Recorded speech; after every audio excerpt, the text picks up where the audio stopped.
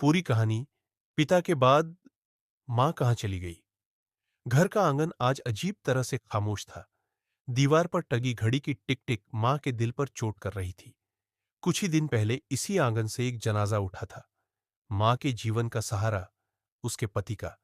पिता के रहते यह घर मां के लिए एक मजबूत छत था। उसकी कमजोरी, बीमारी और आंसू सब पिता की मौजूदगी में दब जाते थे। लेकिन जिस दिन कब्र पर मिट्टी डाली गई, उसी दिन मां की अहमियत भी कम हो गई। शुरुआत में बेटा और बहू कुछ दिन दुखी रहे। रिश्तेदार आए, बातें हुई, रस्में पूरी हुई। फिर जिंदगी आगे बढ़ गई।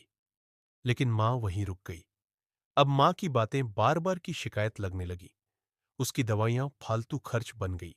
उसका चुप रहना भी बोझ कहलाने लगा। मां अक्सर सोचती, क्या यही वो घर है जहां मैंने अपनी पूरी जिंदगी लगा दी? क्या यही वो बेटा है जिसे मैंने भूखे रहकर पाला? एक दिन बहू ने साफ कह दिया, अब हमसे नहीं संभलती अम्मा, हर वक्त बीमार रहती है। बेटा पास ही बैठा था, लेकिन उसकी आंखें जमीन पर झुकी थीं। मां ने बेटे का चेहरा देखा, वही बेटा जिसके लिए उसने अपने सपने, अपने गहने सब कुर्बान कर दिए थे। कुछ दिनों बाद बेटा बोला, अम्मा, हमने आपके लिए एक अच्छी जगह देखी है, वहां आपकी देखभाल अच्छे से होगी। मां ने कांपती आवाज में पूछा, बेटा, क्या मैंने तुम्हें पालने में कोई कमी छोड़ दी थी? बेटा चुप रहा। एक सुबह गाड़ी घर से निकली, शहर से दूर एक बड़ी सी इमारत के सामने रुकी। बोर्ड पर लिखा था, वृद्ध आश्रम। मां के हाथ कांप रहे थे, आंखों से आंसू बह रहे थे। बेटा सामान रखकर जल्दी जल्दी लौट गया, पीछे मुड़कर भी नहीं देखा। दरवाजा बंद हुआ और मां की दुनिया भी बंद हो गई। आश्रम में मां ने कई चेहरे देखे।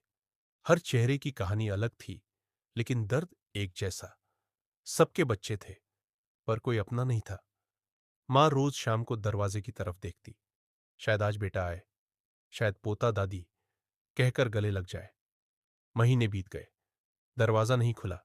एक रात मां ने आसमान की ओर देखा और कहा, हे भगवान, मेरे पति से कहना मैंने बच्चों से कोई शिकायत नहीं की। अगली सुबह मां बिस्तर पर शांत पड़ी थी, हमेशा के लिए।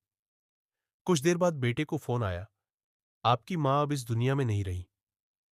उसके हाथ से फोन 10 गिर पड़ा। आंखों के सामने अंधेरा छा गया। वही मां जिसे उसने अच्छी जगह के नाम पर छोड़ दिया था। आज उसके पास घर था, पैसा था, सुविधा थी, लेकिन दुआ देने वाली मां नहीं थी। अंतिम संदेश वीडियो के लिए, पिता के बाद मां सबसे ज्यादा अकेली हो जाती है। अगर आज आपने उसे बोझ समझा, तो कल समय आपको भी बोझ बना देगा। मां को आश्रम नहीं, अपने दिल में जगह दीजिए।